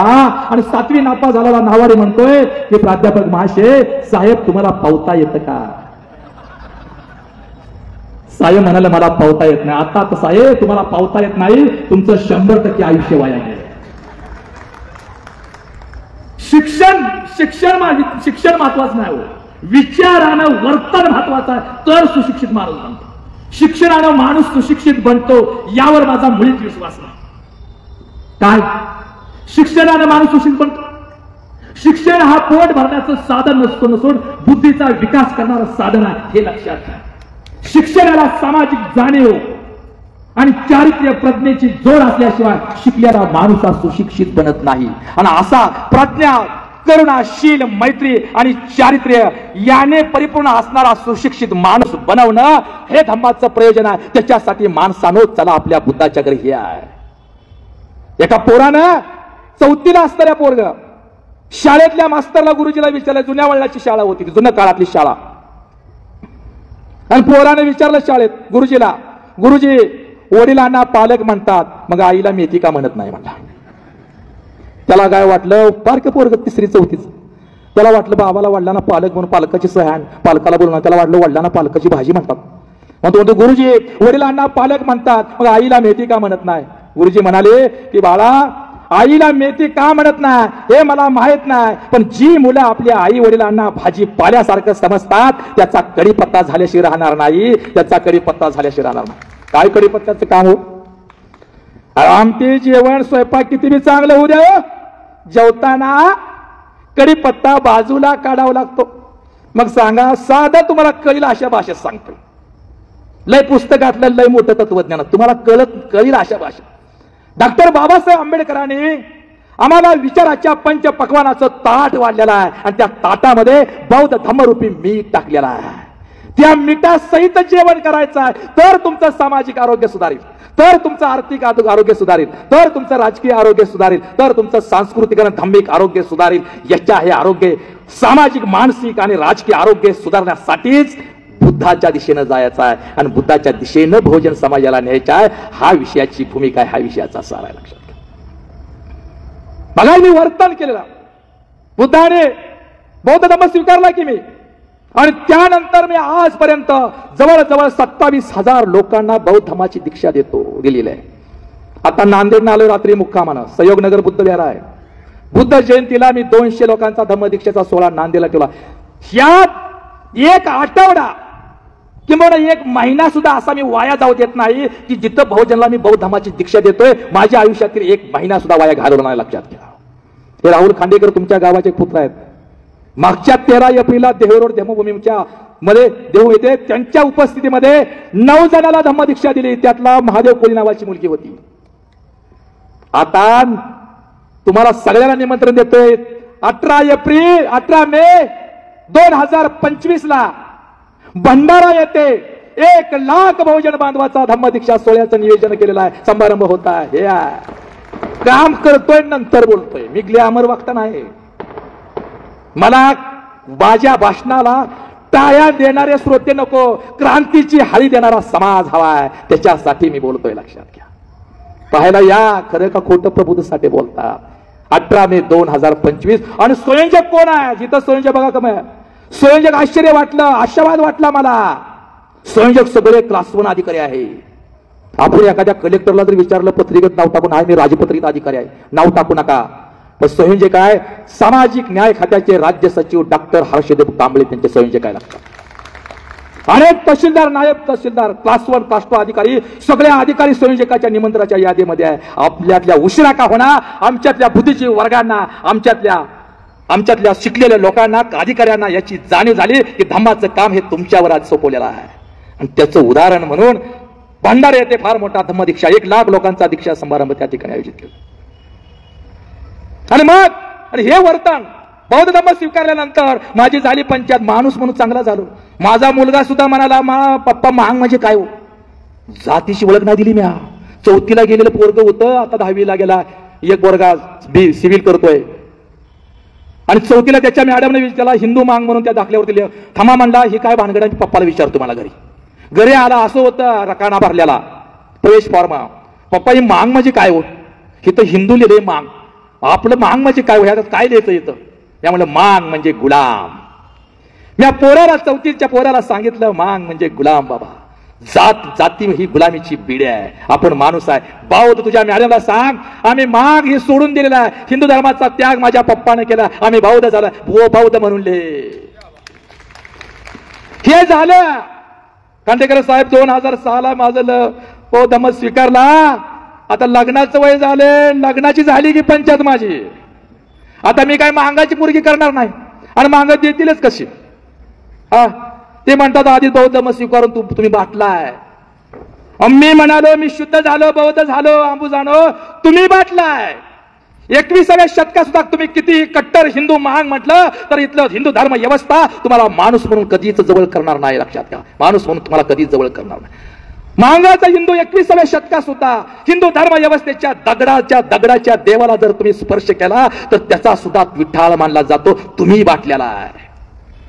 इथली जात आणि हिंदू धर्म, इथली ब्राह्मण धर्म व्यवस्था ही भारताचा बाट आहे. बौद्ध धर्मामुळेच बहुजन समाज शुद्ध होऊ शकतो. मग मी म्हणालो गेलो बौद्धांच्याकडे, मला बौद्ध झालोय, माझं शिक्षण एवढं आहे, असं आहे, मला मुलगी द्या. बौद्ध म्हणायचे की वय तू बुद्ध झालाय पण पहिला तू मांगाच आहे. लय वर्ष पुन्हा नाईला जाणं मागवाड्यात जायचं. मी असा आहे, बौद्ध आहे, मला मुलगी द्या. वय तू आता मागायचा आहे पण आता तो बुद्ध झालाय, कशी मुलगी द्यायची? 3 वर्ष लग्न जमना. आणि मग एका माणसानं धाडस करून एका मागायच्या माणसानं मला मुलगी दिली. आपण मुलगी द्यायचा मला तो तुमचं मला काय नको, कपडे नको, दागिने नको, तुमची कपडे, मुलीची बी कपडे मीच घेतो आणि माझी बी कपडे मीच घेतो, काही सुद्धा नको. तुम्ही माणसाला नारळ मुलगी देतो, ते नारळ सुद्धा ठेवा तुमच्या घरात. शिंडीवाल्या नारळ नको. मला घाबरवलं तर नारळ देऊन करतात काय सत्कार म्हणलं माझा, कारण शिंडीनंच आपला गळा कापलाय ना. नारळ वेळ नको तसलं म्हणलं, मुलगी द्या. पण माझी एक अट आहे की लग्न बौद्ध पद्धतीनं होऊ द्या. लग्न बौद्ध पद्धतीनं होऊ द्या. शास्त्र म्हणालं काय पाहुणं सांगताय? अहो ही पहिल्यांदा तुम्ही पाहुणे रावळी काय म्हणतील, समाज काय म्हणेल, भावकी काय म्हणेल, तुम्ही लग्न करा, देवा बामणाच्या साक्षीनं होऊ द्या ना लग्न, आणि मग घरी गेल्यानंतर काय तिला शिकवा. काही इलाज नाही म्हणावं तर लग्न मोडी. केलं ना होय म्हटलं, असा स्टेज मंडप असा आणि ब्राह्मणांना असं मंगल गाता. हळूच ब्राह्मणाच्या बडजीच्या कानामध्ये मी बोललो की बडजी बुवा काका, तुम्ही जी मंगल गाता म्हणणार आहे ना त्याचा मराठीत अर्थ लोकांना सांगायचा तर तुम्ही म्हणायचं म्हणलं. घाबरला ना बडजी. आता मराठीत अर्थ लय बेकार आहे. महिला समोर आहेत माझी, ताई समोर आहेत माझ्या. हिंदू म्हणून घेणाऱ्या मातंगा सहित, बहुजन मराठा, ओबीसी, धनगर, माळी सहित जर मंगल नका तुम्ही बौद्ध मस्ती करवा, पण तुमच्या लेकरा बाळाच्या लग्नात ब्राह्मण जी मंगल अष्टिका म्हणताय, अरे त्याचा एकदाच तरी मराठीत अर्थ बघा बाबा. एकदाच जर तुम्हाला मराठीत अर्थ कळला, श्री कृष्ण नवरा एकदा जर कळला तर हिंदू म्हणून घेणाऱ्या बहुजनाची नवरपोरं कधीही लग्नात ब्राह्मणाला बोलवणार नाही, ही माझी खात्री आहे. लक्षात घ्या. इतका गेलं ब्राह्मण पळवून आणि घेतला माय खातात म्या. सासरं म्हणून आता येते की मंगलाष्टिका मला म्हणला. आता म्हणा काय सांगू माझ्या बांधवानो, तुमच्या समोर जे बोलणारा जो प्रबुद्ध साठे आहे तो बौद्ध धम्माच्या रूपानं जगण्यासाठी थोडाही मागे सरकलो नाही. माझ्या लग्नामध्ये नवरा मुलगा बी मीच आणि लग्न लावणारा बौद्धाचार्य बी मीच. माझ्याच अंगावरती मीच फुलं टाकत होतो आणि बायकोच्या बी अंगावर मीच फुलं टाकत होतो. म्हणजे अंतर्भाग काय सांगायचं. अशा पद्धतीनं ते लग्न झालेलं आहे. लक्षात घ्या. म्हणून बुद्धांचा विचार हा आचरणाचा विषय आहे, स्वतःमध्ये बदल करण्याचा विषय आहे. आणि स्वतःमध्ये बदल झाल्यानंतर कुटुंब, समाज आणि देश सुधारतो. याच्यासाठी चला आपल्या बुद्धाच्या घरी आहे. नळावरचं भांडण सांगा. सांगतो. दुसरं आणखी एक महत्वाचं बघा, आपल्याला एक कळत नाही, धम्म आणि राजकारण ह्या वेगळ्या गोष्टी आहेत. नामांतर धामांतर, धम्मदीक्षेच्या वेळेला लक्ष्मीमाने नाव घेत नाही मी, जाऊ द्या. ते हाय कोणतर सारखी टीव्हीवर असते बघा, आता शिवसेनेची वक्ते आहे बघा, बोलत नाही. माझी बी काय आहे ते. आता ते 2006ला तुम्हाला प्रबुद्धसाठी कळला का सम्राटच्या? नाही, तुम्हाला हे कळलं, हलग्या कळल्या, हलग्या वाजवल्या तुम्ही स्टेजवर आणून. म्हणून चळवळ नाही ना, प्रबुद्ध साठ्यांचं रणशिंग वाजवलं असतं तर महाराष्ट्र बौद्धमय झाल्याशिवाय राहिलं नसतं. हे लक्षात घ्या. तुम्ही वक्ते हलग्या आणल्यावर, आणि हलग्या लग्नात वाजवली जाते, मड्यावर वाजवली जाते, बैलासमोर वाजवली जाते. रणशिंग तर फक्त लढाईच्या मैदानात वाजवलं जातं. लक्षात घ्या. पुकार वाजवलं नाही, पुकारलं जातं. आणि काय म्हणतो, धम्म आणि राजकारण हे वेगळ्या गोष्टी आहेत. कुणी सांगितलं? बाबासाहेब म्हटले का धम्म आणि राजकारण वेगळ्या गोष्टी आहेत? सोयीचा बुद्ध, सोयीचा बाबासाहेब घेऊन निघालोय आपण आता. आणि मी आंबेडकरवादी. काय आंबेडकरवादी? आंबेडकरवादी म्हणजे काय? बुद्धांच्या विचारानं स्वतः स्वीकारल्यानंतर स्वतःशी प्रामाणिक असणं म्हणजे आंबेडकरवादी होय. साधं सोपं सांगतो. माणसं स्वतःशी प्रामाणिक नाहीत. मी बुद्ध झाले त्या बौद्ध असण्याशी, माझ्या बौद्ध असण्याशी मी प्रामाणिक असणं म्हणजे बुद्धांचा अनुयायी, उपासक आणि आंबेडकरवादी असणं, हा साधा अर्थ आहे. माणसं स्वतःशी प्रामाणिक राहत नाही, म्हणून तर समाजाला फसवतात. आमचा नेता वाघ आहे, दुमत आमचे नेते वाघ आहे. तो पण ते आता सर्कशीतील प्रस्थापितांच्या राजकीय सर्कशीतील वाघ आहे. आणि राजकीय सर्कशीतला वाघ हा शिकार करू शकत नाही. म्हणून कितीही भूक लागली तरी गवत न खाणाऱ्या खऱ्या वाघाची तुम्हाला निर्मिती करावी लागेल. त्याच्यासाठी ही चळवळ आहे, त्याच्यासाठी आहे. म्हणून धम्म राजकारण वेगळ्या गोष्टी नाही. अरे लोकशाही बुद्धाने जगाला दिलेली देणगी आहे. देशा परदेशात विदेशातून लोकशाही भारतात नाही आली, भारतातून लोकशाही जगाला गेली. शिक्षण ज्ञान हे जगातून भारतात नाही आलं, भारतातून जगाला शिक्षण गेलेलं आहे. तक्षशिला विद्यापीठ, नालंदा विद्यापीठ, जगातील विद्यापीठ, जगातले लोक शिकाय येत होते भारतात. सम्राट अशोकाच्या काळामध्ये 70 ते 40% अर्थव्यवस्था, जगाच्या अर्थव्यवस्थेमध्ये भारताचा 30 ते 40% वाटा भारताचा होता अर्थव्यवस्थेमध्ये. सम्राट अशोकाच्या काळामध्ये भारत हा महासत्ता होता. म्हणून सम्राट अशोकाचा स्वप्नातील प्रबुद्ध भारत बनवणं हे प्रत्येक माणसाच्या आयुष्याचा जगण्याचा सिद्धांत झाला पाहिजे. तर चला आपल्या बुद्धाच्या घरी या अभियानाचा यशस्वी होईल. लक्षात घ्या.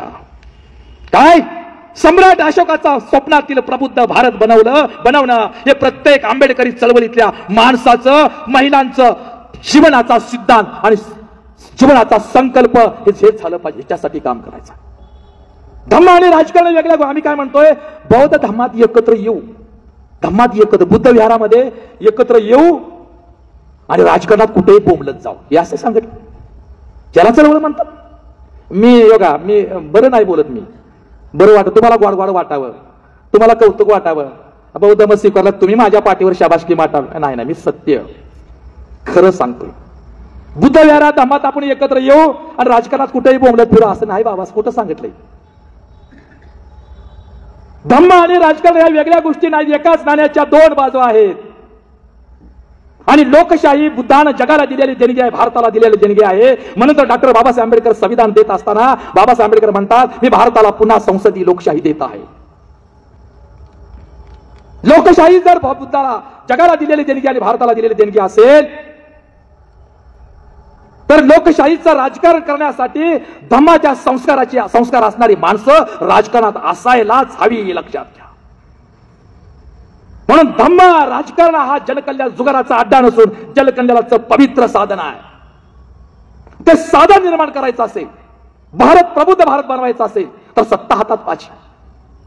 सत्तेशिवाय प्रबुद्ध भारत बनणार नाही आणि बुद्धाशिवाय बहुजन समाज संघटित होणार नाही आणि बहुजन समाज संघटित असल्याशिवाय सत्ता होणार नाही. म्हणून सारा भारत बौद्धमय करू आणि तुम्हाला ह्या देशाची शासन करती जमात बनवू, हे एकमेकाला पुरस्कार असणाऱ्या गोष्टी आहेत. म्हणून धम्म आणि राजकारण ह्या वेगळ्या गोष्टी नाहीत. डॉक्टर बाबासाहेब आंबेडकर संविधान देताना म्हणाले होते की या देशाचं स्वातंत्र्याचं रक्षण करण्याकरता जीवाचं बाजी लावण्याची गरज आहे, ते तुम्ही बाळगलं पाहिजे. माणसं देशापेक्षा जातीला, धर्माला, भाषेला, प्रांताला मानायला लागला आणि देश दुसऱ्या स्थानावर असेल असं नाही चालणार. मी प्रथम भारतीय आहे आणि नंतर सुद्धा भारतीय आहे, हे राष्ट्रवाद निर्माण करावा लागेल, ही राष्ट्रीय भावना निर्माण करावी लागेल. आणि मी प्रथम भारतीय आहे, नंतर सुद्धा भारतीय आहे, हे राष्ट्रीयत्वाची भावना बौद्ध धर्माच्या विचाराशिवाय निर्माण होणार नाही. म्हणून मला बौद्ध धर्मात सारा भारत बौद्धमय करायचा आहे, हे डॉक्टर बाबासाहेब आंबेडकर म्हणते. सारा भारत बौद्धमय करायचा हा धार्मिकतेचा विषय नव्हता. सारा भारत बौद्धमय करायचा आहे, सर्व भारतीयांनी बौद्ध धर्माचा स्वीकार करायचा आहे. याच्या पाठीमागची डॉक्टर बाबासाहेब आंबेडकरांची भावना आणि भूमिका ही राष्ट्रप्रेमाची आणि देशप्रेमाची होती, हे लक्षात. सारा भारत बौद्धमय करणं त्या राष्ट्रीय कार्य आहे आणि त्याच्यासाठी काम करणं हे देशप्रेमीचं लक्षण आहे, हे समजा. चला आपल्या बुद्धाच्या घरी या अभियानावर आज चिंतन विचार होत असताना हा विषय का सोडा असता. ही चळवळ चालवणं म्हणजे देशप्रेमी आहे. त्या चळवळ चालवण्याचं खरं देशप्रेमी म्हणून आहे आपण, हे समजून घ्या, हे समजायला लक्षात घ्या. म्हणून याच्यावरती काम करावं लागेल. त्याग द्या, त्याग. आणि आता तुम्हाला सांगतोय, चळवळ चालवणे म्हणजे ही शहाण्या माणसाचं काम नाही राहिलो, की वेड्या माणसाचं काम आहे. शहाणी माणसं व्यावहारिक असतात, कुठे किती वेळ काय करायचं माहित असतं. आज मला सांगा, चळवळ मोठी झाली का नेता कार्यकर्ता मोठा झाला? नेता मोठा झाला ना. चळवळीपासून म्हणजे माझा चळवळीला काय उपयोग होतोय यापेक्षा चळवळीपासून माझं काय चांगलं होतंय याचा विचार करणारी लोक आज तयार झाली. आणि म्हणून त्याग आणि इमान ही आज सगळ्यात मोठी गरज आहे चळवळीची, लक्षात घ्या. आणि त्याग आणि इमान या कोण देऊ शकेल? महिलाच देऊ शकते. म्हणून महिलांचा सहभाग आज चळवळीमध्ये वाढला पाहिजे. मी नेहमी म्हणतो आईची मांडी ही मुलाचं पहिलं बुद्धविहार झालं पाहिजे. काय? आईची मांडी ही मुलाचं पहिलं बुद्धविहार झालं पाहिजे. आणि त्या बुद्धविहारामध्ये बुद्ध धम्माचं संस्कार त्या मुलाला मिळालं तर मुलगा या देशाचा चांगला, कुटुंबाचा, समाजाचा आणि देशाचा चांगला नागरिक बनू शकतो, चांगला माणूस बनू शकतो. कधी? त्या आईची मांडी मुलाचं पहिलं बुद्धविहार झालं तर. महिलांच्या डोक्यामध्ये बौद्ध बुद्ध गेल्याशिवाय, धम्म गेल्याशिवाय घरातला व्यवस्थेचा आणि रूढी परंपरेचा आणि धर्माचा उकिरडा बाहेर पडणार नाही. महिलांना बुद्ध कळल्याशिवाय. आम्हाला एक सांगितलं जातं, आम्ही काय म्हणतोय, जिची हाती पाळण्याची दोरी ती राष्ट्राला उद्धारी. मी विचारतोय माझ्या आईना ताईना, कराय का होईल?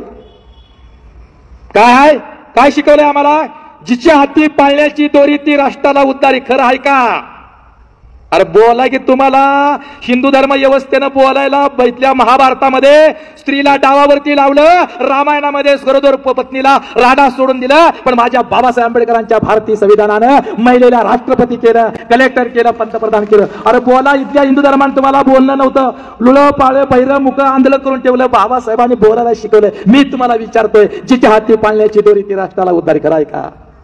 नाही, करेक्ट कराय. मग काय? जिच्या हाती शिक्षणाची दोरी, जिच्या हाती समाजाची दोरी, जिच्या हाती कुटुंबाची दोरी तीच राष्ट्राला उद्धार. हे परिवर्तनाचा हे करायचं असेल तर महिलांचा सहभाग हा धम्म चळवळीमध्ये वाढला पाहिजे. मी मगाशी म्हणलं हिशोब कोणी धानत नाही आणला, पण आणला 10 वाजल्या त्या माझ्या लक्षात आहे. हिशोब देणार का? मागू का? 10 वाजून 4 मिनिटं झाले. 2 मुद्दे घेतो. तुम्ही मला सांगा कुठं थांबायचं, मी थांबतो. हिशोब तुमच्याकडे मागतोय की 14 एप्रिल डॉक्टर बाबासाहेब आंबेडकरांची जयंती, आपल्या आनंदाचा दिवस, दिवाळी सारखा सण, आपल्या आनंदाचा दिवस. त्या दिवशी 14 एप्रिलला आपल्या पतीकडे, आपल्या बापाकडे, आपल्या भावाकडे, आपल्या मुलाकडे काय हट्ट मागायची ती मागा, चांगल्या साड्या मागा, दागिना मागा, काही पुरवा, गजरा तर मिळणारच आहे तुम्हाला, काय नाही त्याच. आणि मग त्या दिवशी सर्व आपल्या मुलाकडे मागा, आपल्या पतीकडे मागा, आपल्या बापाकडे मागा, आपल्या भावाकडे मागा, पण एक मागणं मागा ना, एक मागणं मागायला विसरू नका. त्या दिवशी 14 एप्रिल आंबेडकर जयंती आली आणि जयंतीच्या शुभेच्छा आपल्या मुलाला, बापाला, भावाला, वडिलांना देताना, पतीला देताना चहाचा कप त्यांच्या समोर धरण्यापुरतं देत असताना एक मागणं करा. आपल्या मुलाला म्हणा की 14 एप्रिल जयंती आज आहे, तुला शुभेच्छा देण्यापूर्वी तू आंबेडकर चळवळीमध्ये, धम्म चळवळीसाठी तू किती योगदान दिलं याचा हिशोब मला पहिल्यांदा दे. पतीकडे मागा. 14 एप्रिलच्या आंबेडकर जयंतीच्या तुम्हाला शुभेच्छा देते पत्नी म्हणून, पण मला सांगा की आंबेडकर चळवळी, धम्म चळवळी तुम्ही या वर्षी किती योगदान दिलं त्याचा मला हिशोब द्या. तुम्ही मागता का ना नवऱ्याला बाजाराचा हिशोब, एवढं आणलं तेवढं पैसे उरलं, हिशोब असतो ना लिहायला, मग ह्या हिशोब मागा ना.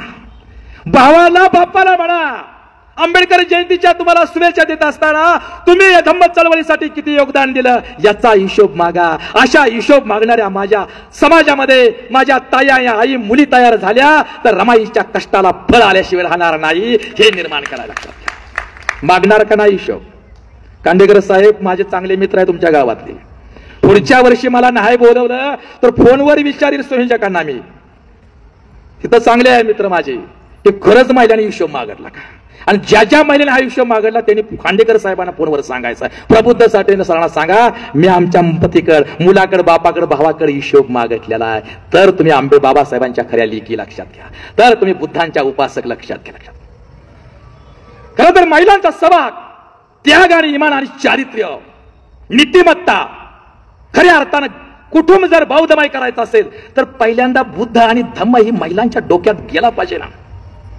बरेच लोक म्हणतात हो अधिकारी माझं काय नसतं सर, व तिच्यामुळे इथे उद्योग करावे लागते मला, माझं काय नाही हो, नवीन बांगला बांधलाय पण बायकोच्या कुठे भांडणं करत बसायचे, बायकोला अजून कळत नाही हो, बायकोच्या हट्टासाठी सत्यनारायण घातलेला येता का पूजेला तर.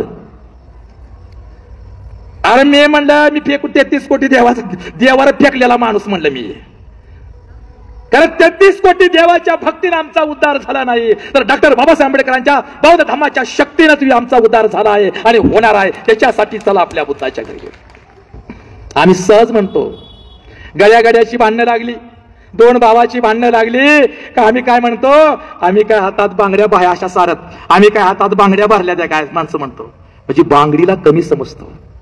अरे बाबांनो, पण बांगडी जेव्हा तलवार बनते, बांगडी जेव्हा तलवार बनते तेव्हाच महाराष्ट्राचा आणि देशाचा जगाचा इतिहास घडलेला आहे. महिलांनीच महाराष्ट्राच्या परिवर्तनाचा इतिहास घडवलेला आहे, जगाच्या परिवर्तनाचा इतिहास घडवला आहे. बांगडी कमी नाही. जिजाऊची बांगडी तलवार झाली म्हणून छत्रपती शिवाजी महाराजांनी रयतेचं स्वराज्य स्थापलं. हा इतिहास आहे. यशोधराच्या हातातील बांगडी कोण म्हणेल ओ मी आता राज्य सोडून तुझ्या घरादाराला मुलाला सोडून निघालोय, परत येत नाही, जाऊ दिली का बायको आताची?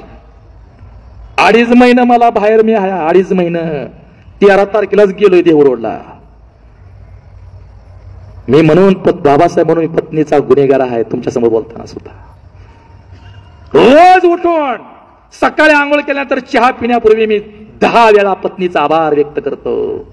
कारण का तुझा त्याग आहे म्हणून तर मी चला आपल्या बुद्धाच्या घरी अभियान संपूर्ण महाराष्ट्रामध्ये चालवत आहे. माझ्यापेक्षा तुझं चळवलेला योगदान आहे म्हणून मी माझ्या पत्नीचं रोज आभार मानतो. लक्षात पुण्यामध्ये 131 लोकांना मी दीक्षा दिली.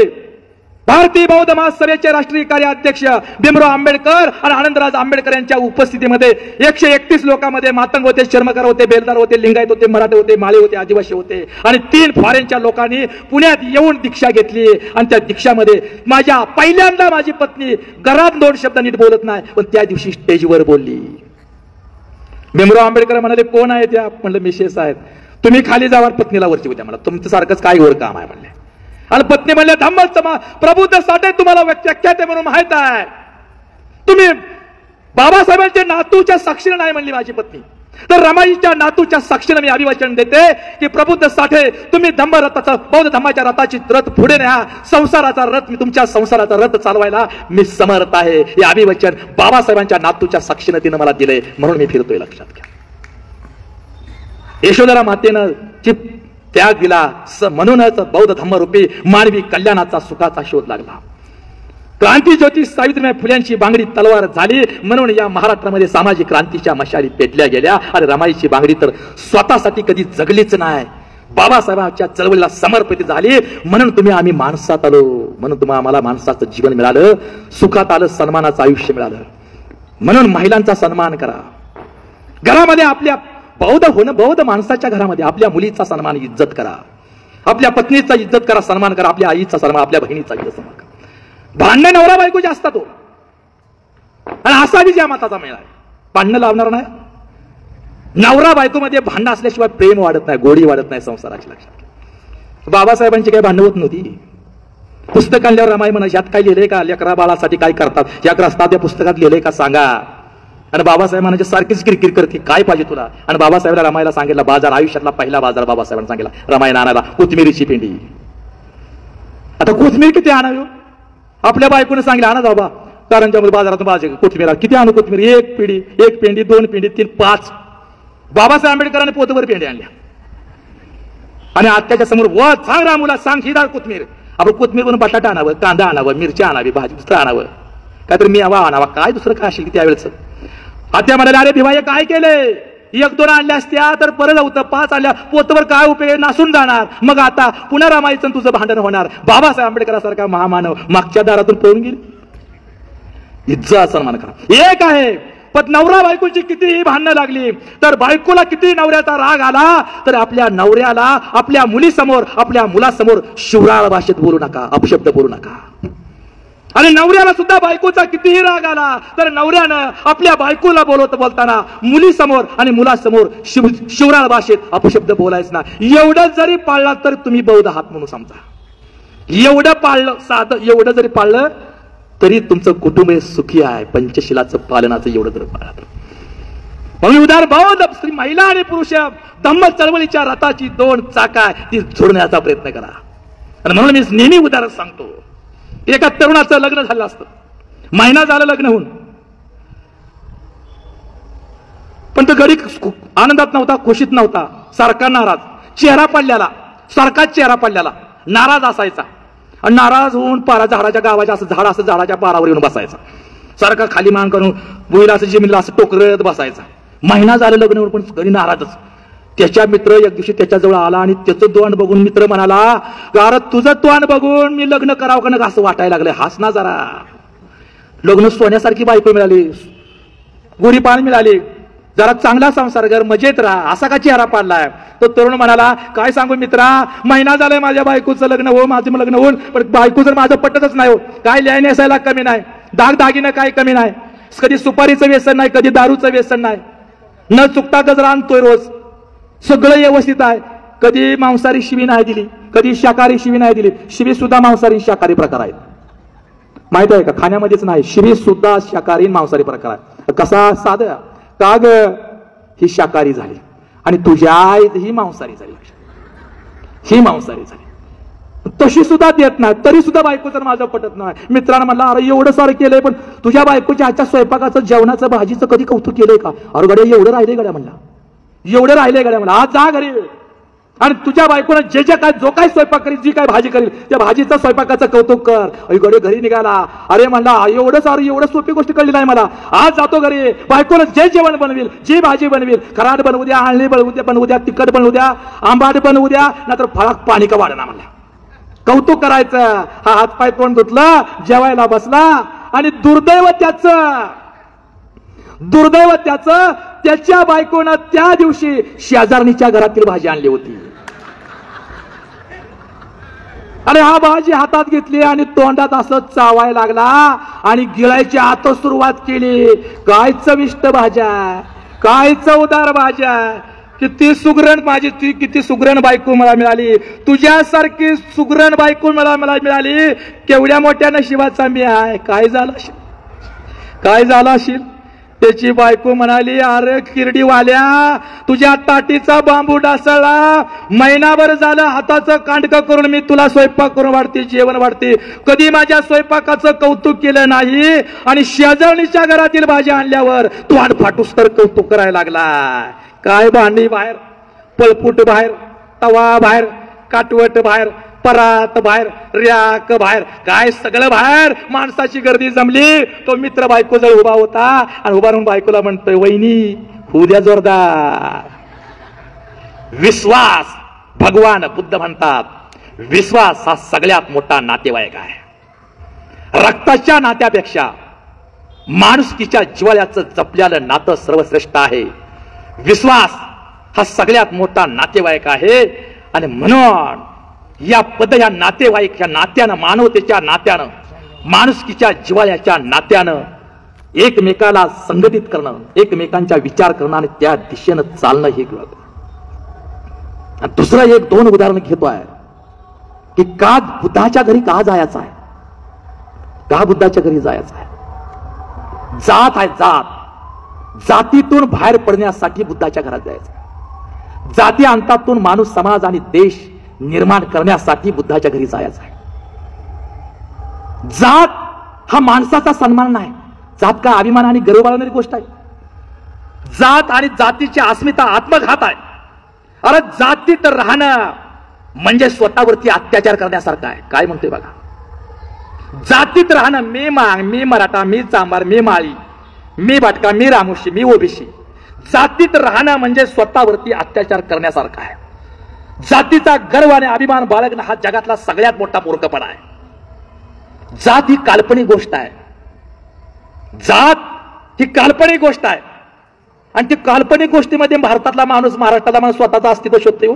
काय जात हा माणूस, समाज आणि राष्ट्राचा अपमान आहे. म्हणून जातीचा अंत करण्यासाठी आणि प्रबुद्ध समाज निर्माण करण्यासाठी स्वातंत्र्य, समता, बंधुत्व, न्याय, धर्म निरपेक्षता आणि जात विरहित लोकतंत्र राष्ट्रवादाचा प्रबुद्ध भारत तयार करण्यासाठीच चला आपल्या बुद्धाच्या घरी हे चळवळ चालवावं लागेल, हे राबवावं लागेल. शेवटी उदाहरण एक शेवटचं सांगू, शेवटचं एक उदाहरण सांगतो आणि 10-19 झालेत. मला काय, मी अजून तासभर बोलायला सुद्धा मागं तासभर चालेल, माझं काय नाही. शेवटचं सांगतोय, का आणखी बुद्धाकडे जायचं तर इथल्या देवधर्म अंधश्रद्धेच्या खाली, अनिष्ट रूढी परंपरा, देवा धर्माच्या नावाखाली आम्हाला मानसिक गुलामी केली. अंधश्रद्धेतून आमचा समाज बाहेर पडला नाही. अंधश्रद्धेमुळे, देवा धर्माच्या नावाखाली अंधश्रद्धा ज्या आहेत त्याच्यातून इथला बहुजन समाज आंधळ, मुक, भैर, लुळा, पांगळा झालेला आहे. त्याला चालायला लावण्याकरता, माणूस म्हणून त्याला चालायला, बोलायला, जगायला लावण्यासाठी बुद्धाकडे जायचं आहे. त्यासाठी समाजातील अनिष्ट रूढी परंपरा संपल्या पाहिजेत, त्याच्यावर प्रबोधन केलं पाहिजे. अहो बघा, माणसा देवाने, ब्राह्मणाने जशा माणसा जाती पाळल्या तशा देवा सुद्धा जाती पाळल्या देवा सुद्धा. बघा त्यांची देवी 4 हाताची, देखण्या तोंडाची, गालात हसणार, कमळात बसणार त्यांची देवी सरस्वती बाकीच्या. आणि आमची काय? आमची मर्या आहे, लक्ष्मी आहे, जाणा आहे, गड्या आहे, एकविरी आहे. एकविरीची आहे ना, एकविरी आहे भगवान बुद्धाची आई आहे, महामाया एकविरी आहे. महादेव कोळी आगरी समाजाची. लवकरच मी पालघर येथील 500 आगरी बांधवांना, ते म्हणतात आम्ही भगवान बुद्धाच्या आजोळ्याची लोक आहोत, आणि 500 आगरी बांधवांना लवकरच मी आंबेडकर भवन या ठिकाणी बौद्ध धम्माची दीक्षा देण्याचा संकल्प मी केलेला आहे. लक्षात काम चालू आहे प्रचंड. आणि मग त्यांचा देव तोही 4 हाताचा, देखण्या तोंडाचा, तोही गालात असतोय कमळ, तोही कशावर तर बसतोय. आमचा बा मर्या आहे, आमचा बा ज्योतिबा, खंडोबा, मसोबा, बिरोबा, ही बा सगळं बाय. अरे मसोबा जे आहे शेतात पुरलेला तो कृषी मंत्री आहे बळे राज्याचा. खंडोबा संरक्षण मंत्री आहे, देव नाही. ज्योतिबा महसूल मंत्री आहे, पण त्याला देव करून ठेवलं, आमचं कुलदैवत करून ठेवलं, आणि त्यातून अनिष्टवडी परत. इयत्ता 7वीला असताना कधी मला कळलं, 2 उदाहरण सांगतो मी बुद्धाकडे का गेलोय. 2च सांगतोय आणि थांबतो. बुद्धा मला कधी कळलं, 2 गोष्टी सांगतो, 2 उदाहरण माझ्या जीवनातली 2 उदाहरण सांगतो. मगाशी माझी मुलाखत घ्यायला, माझा परिचय घ्यायला तर मी आत्महत्या करायला निघालो होतो. ते सांगत नाही तो बुद्ध माझा. वैफल्यग्रस्त आलं होतं, 9वीतनं शाळा सुटली होती, तो भाग आहे. इयत्ता 7वीच्या स्कॉलरशिपच्या परीक्षेमध्ये बसलो होतो. पंढरपुरातील भांडीशा गाव माझं गाव. पंढरपुरातील विठ्ठलाची वारी यात्रा संपली आणि झाली मर्या लक्ष्मीची यात्रा सुरू झाली. आमच्याही भांडीशा गावामध्ये मर्या लक्ष्मी यात्रा. आणि आजीला मी म्हणालं की आजी की मला 60 रुपये दे, मला स्कॉलरशिपची पुस्तक घ्यायची आहे, वह्या घ्यायच्या, फी भरायच्या, पेन घ्यायचा आहे. तेव्हा आजी म्हणाली की अरे मुर्द्या, तू परीक्षेत पास व्हावं म्हणूनच उद्या मर्या लक्ष्मीला मला कोंबडं कापायचं आहे म्हणली.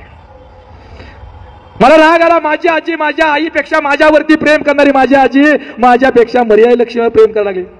उद्या जत्रा म्हणताना आज पहाटे 4ला उठलो, देवळात गेलो, नागतोंड नसणारं सगळं हिरव्या लुगड्याच्या दडीवरती सगळं दगडाचं गोट गुंडाळलं, वड्याला गेलो, वाळूत पुरलं आणि घरी येऊन झोपलो.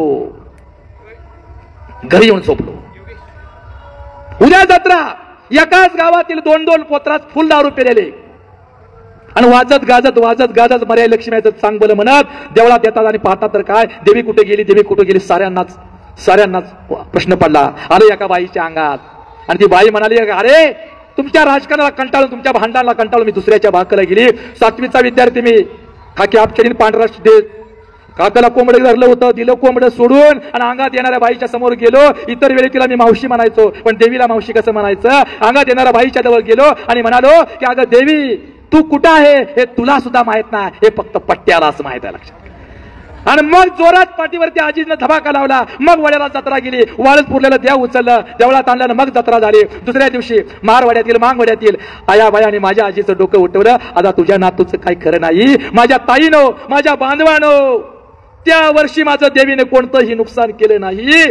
तर इयत्ता 7वीच्या स्कॉलरशिपच्या परीक्षेमध्ये पुणे बोर्डामध्ये मागासवर्गीय विद्यार्थ्यांमध्ये मी प्रथम क्रमांक मिळवला. म्हणून 10 रुपयाचा नारळ घेऊन देवाला फोडण्यापेक्षा 5 रुपयाचा पेन घेऊन पोराच्या खिशाला लावा, पोरीच्या हातात द्या. तुमचा उद्धार झाल्याशिवाय राहणार नाही. हा परिवर्तनाचा विचार घ्यायचा आहे.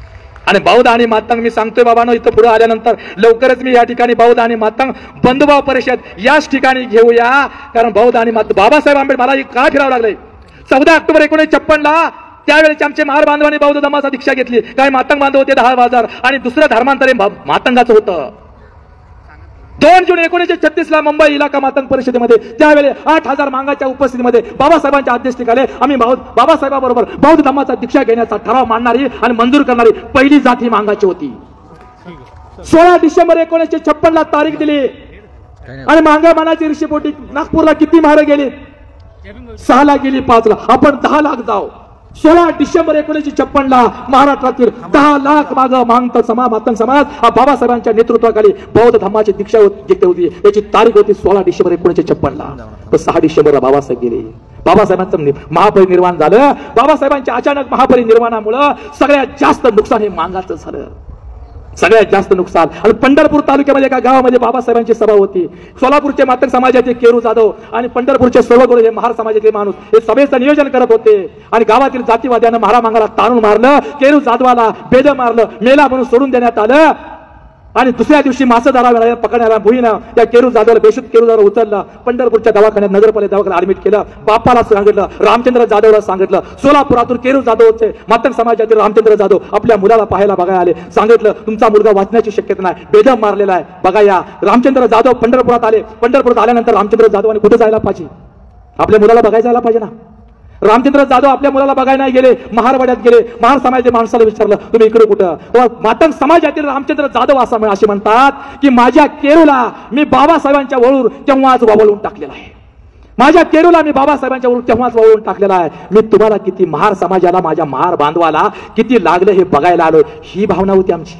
ह्या विचार आपण एकमेकाला जोडूया. शेवटी एवढंच म्हणेल, भगवान बुद्धा तुमचा धम्म तरी मी स्वीकारलाच आहे. भगवान बुद्धा तुमचा धम्म तरी मी स्वीकारला आहे. बहुजन प्रतिपाल छत्रपती शिवराया तुमचं सामर्थ्य मी घेणार आहे. छत्रपती शाहूराजा तुमचं मोठेपण घेणार आहे. महात्मा ज्योतिबा फुले तुमच्या मताची कदर मी करणार आहे. महामानव डॉक्टर बाबासाहेब आंबेडकर तुमचा विचार तर मी केव्हा स्वीकारलेला आहे. अण्णाभाऊ तुमचं गीत मी गाणार आहे. आणि आडवं येणाऱ्याला काट्या कुरडी न मारता बुद्धांच्याच विचारानं चालणार आहे. बुद्धांच्याच विचारानं चालणार आहे. याच्यासाठी चला आपल्या बुद्धाच्या घरी. नमो बुद्धाय. जय भीम, जय भारत.